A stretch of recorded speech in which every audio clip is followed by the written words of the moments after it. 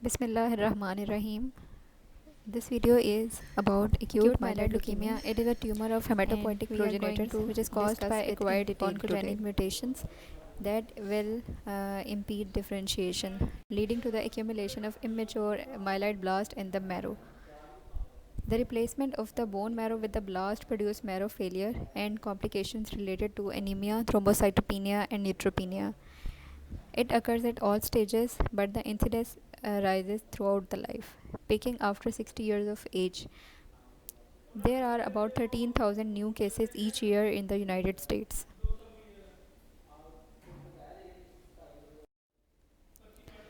This is a WHO classification which shows the major subtypes of AML. Four major classes they have been described. The first one is AML with the genetic aberrations. Second one is AML with MDS like feature, then AML therapy related, and the last one is AML not otherwise specified. AML with genetic aberrations, the five mutations have been described. One is the translocation 8 to 1, 821. The second is inversion 16. Third is AML with the translocation 15, 17. AML with diverse MLL fusion genes. And the last one is AML with the normal cytogenetics and mutated NPM. AML with the MDS like features they have with the prior MDS with multilineage dysplasia, which means that the dysplasia will affect more than one cell line, and AML with MDS like cytogenetic aberrations. This category it has a poor prognosis. AML therapy related and AML not otherwise specified. This classification is usually based on the morphological appearance. They are usually based on the differentiation and maturation. The first one is AML with minimal differentiation. Second is AML without maturation. AML with myelomonocytic with monocytic maturation, erythroid maturation, and AML with megakaryocytic maturation. This classification is very important from exam point of view.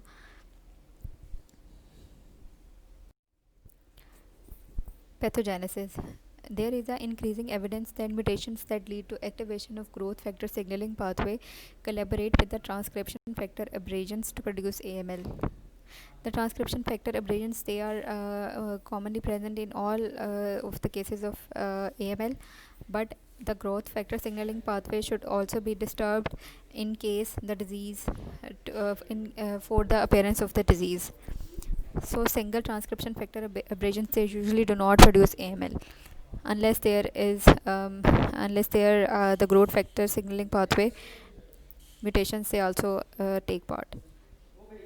Other similar observation in human AML and in mouse models indicate that aberrant activation of growth factor signaling pathway it is a common feature of AML.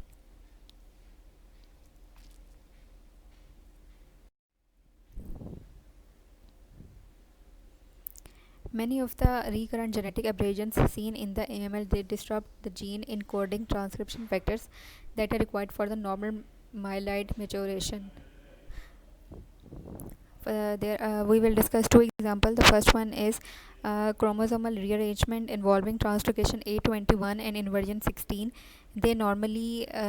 These two genes normally they encode polypeptides that bind to one another to form complex known as RUNX1 CBF1 beta transcription factor, and it is required for the hematopoiesis.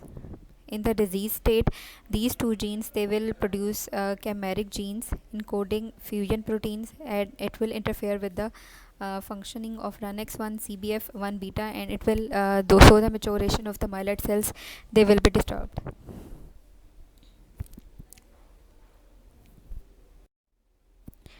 The second example is with the translocation 15-17, which is usually seen in acute promyelocytic leukemia. This combination also create another fusion gene encoding a chimeric protein which consists of retinoic acid receptor alpha, also known as RARA, and it is fused to a portion of protein called PML. Promyelocytic leukemia. PML stands for promyelocytic leukemia. This fusion protein interferes with the terminal differentiation of granulocytes.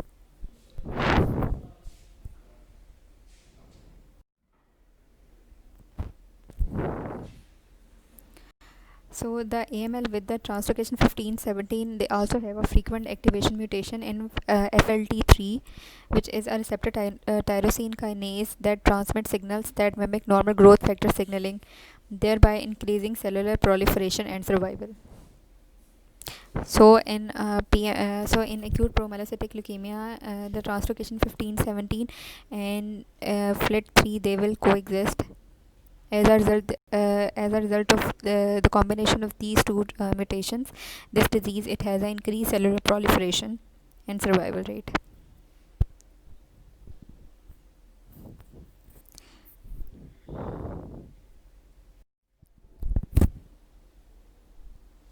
So up till now we have discussed two entities which will lead to the appearance of the disease. The first one is genetic mutations, and the second one is the growth factor signaling pathway. Now we will discuss two more entities. The first one is epigenetic alternation, which also has a central role in AML. Gene expression, it is regulated by two types of epigenetic modifications: DNA methylation and post-translational modification. Some of the most commonly mutated genes in AML encode factors that influence DNA methylation or histone modification. Another 15% of the tumors, they have mutations involving gene encoding components of the cohesion complex. These are the protein that will regulate the three-dimensional structure of chromatin.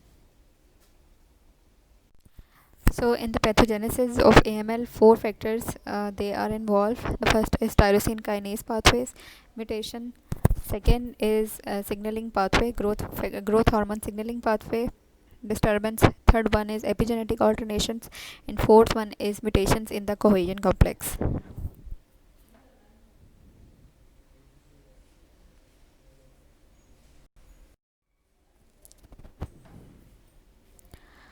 The diagnosis of AML is sorry. The diagnosis of AML is based on the presence of at least 20 myeloid blasts in the bone marrow. Several types of myeloid blasts, they are recognized, and individual tumors may have more than one type of blast or blast with hybrid features. Myeloblasts, they have a delicate nuclear chromatin, 2 or 4 nuclei, and more voluminous cytoplasm than lymphoblast.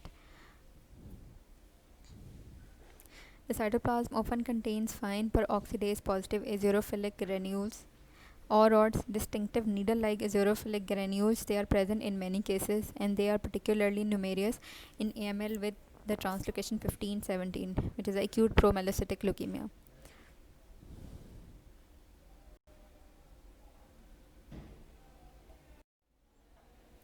These are the myeloblasts. You can see the size of the cell is increased. There are two, mostly the cells, they show two nuclei. These two are the nuclei, these two, and there is the cytoplasm is abundant, and there are eosinophilic granules. Rod is not visible in these pictures. They are not present, but they usually look like these. These are the fine needle-like structures present in the cytoplasm, and when the rods, they are seen, it is a diagnostic feature of acute of myeloblasts.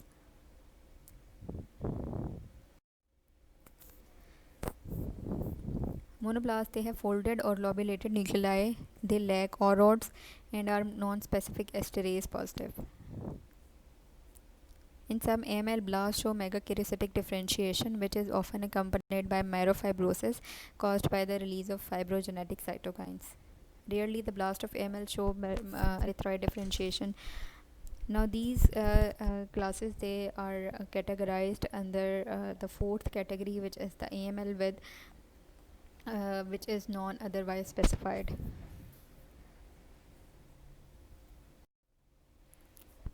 The number of leukemic cells in the blood is highly variable. Blast may be more than 1000 100,000 per millimicrometer, but they are under 10,000 in about 50% of the patient. Occasionally, the blasts are entirely absent from the blood. This state is called aleukemic leukemia. For this reason, a bone marrow examination is essential to exclude acute leukemia in pancytopenic patients.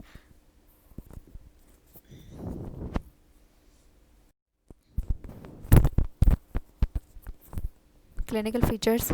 Most patients they present within week or a few months of the onset of symptoms with complaints related to fatigue, fever, spontaneous mucosal and cutaneous bleeding. Thrombocytopenia results in bleeding diathesis, which is often prominent. Cutaneous petechiae and ecchymosis, serosal hemorrhages into the lining of the body cavities and viscera, and mucosal hemorrhages into the gingiva and urinary tract are common. Procoagulant and fibrinolytic factors released by leukemic cells, especially in AML with the translocation 15-17, exacerbate the bleeding tendency.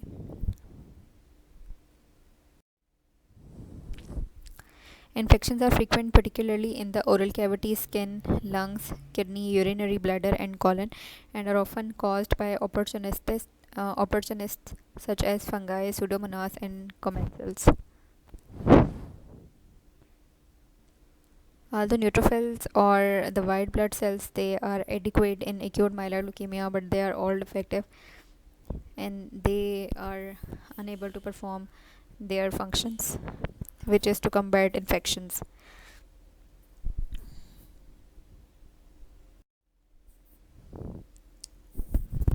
Signs and symptoms related to involvement of tissue other than marrow are usually less striking in AML than ALL, but tumors with the monocytic differentiation often infiltrate the skins, which is called leukemia cutis, and the gingiva. This probably reflects the normal tendency of the monocytes to extravasate into tissue. Central nervous system spread is less common than ALL. AML occasionally present as a localized soft tissue mass known variously as myeloblastoma, granulocytic sarcoma, or chloroma. Without systemic treatment, such tumor inevitably progress to full-blown AML over time.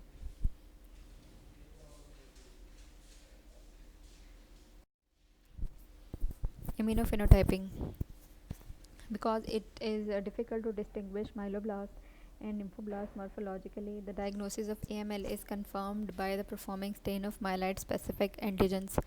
In the flow cytometric analysis, myeloid blast which express CD34, this CD34 it is a marker of multipotent stem cells, and when the CD64 is expressed, it shows a mature myeloid cells are present. Myeloid blast which express CD33, it is a marker of immature myeloid cells.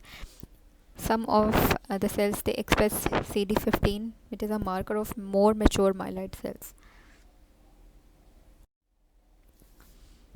Cytogenetics. Karyotypic aberrations are detected in 50% to 70% of the cases with standard technique, and approximately 90% of the cases using special high resolution bending. Balanced chromosomal translocation, AML arising de novo in younger adults, are commonly associated, particularly translocation 821 in version 16 and translocation 1517. Deletions or monosomies. AML which follow MDS or exposure to DNA damaging agents such as chemotherapy or radiation therapy, they often have deletions or monosomies involving chromosome 5 and 7, and usually they lack chromosomal translocations. The exception to this rule is AML occurring after treatment with topoisomerase 2 inhibitor, which is strongly associated with the translocation involving MLL gene on chromosome 11q23.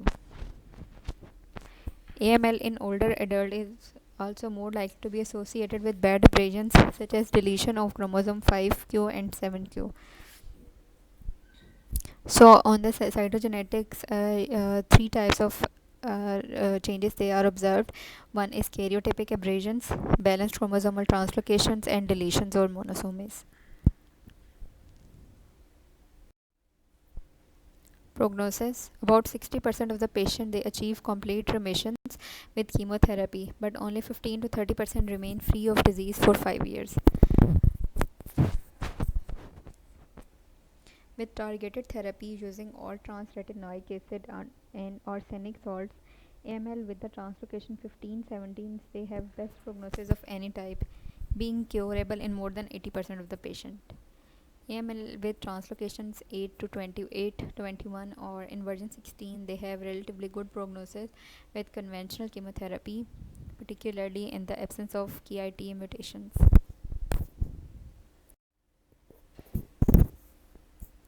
In contrast, the prognosis is dismal or bad for AML that follows MDS or genotoxic therapy, or that occur in older adults, possibly because in these contexts the disease arises out of because the hematopoietic stem cells they are already damaged or depleted. These high risk form of AML as well as relapsed AML of all types, they are treated with hematopoietic stem cell transplantation when possible. These are the prognostic factors in acute myeloid leukemia showing favorable, intermediate, or unfavorable. The cytogenetics when translocation 15, 17, translocation 8, 21, or inversion 16 they are present, it is a favorable condition. And when there is a deletions of chromosomes or TP53 mutations or complex arrangements are present greater than 3 unrelated abnormalities, then it will be a unfavorable condition. Then there are molecular genetics, bone marrow response of remission induction. If there are less than 5% blast after the first course, it is a favorable condition, and if there are greater than 20% blast after first course, it is a bad prognosis. Children they have a favorable prognosis if the performance status is good, comorbidities they are absent, white cell count is less than 10, secondary leukemia is absent, or there is a minimal residual disease and remission is absent. These all factors they favor the they point out they indicate the condition is favorable. When the age of the patient is greater than 60 years and performance status is bad, comorbidities are present, white cell count is very high, and secondary leukemia is present, and the disease still exists after the remission, these are all unfavorable conditions. Thank you.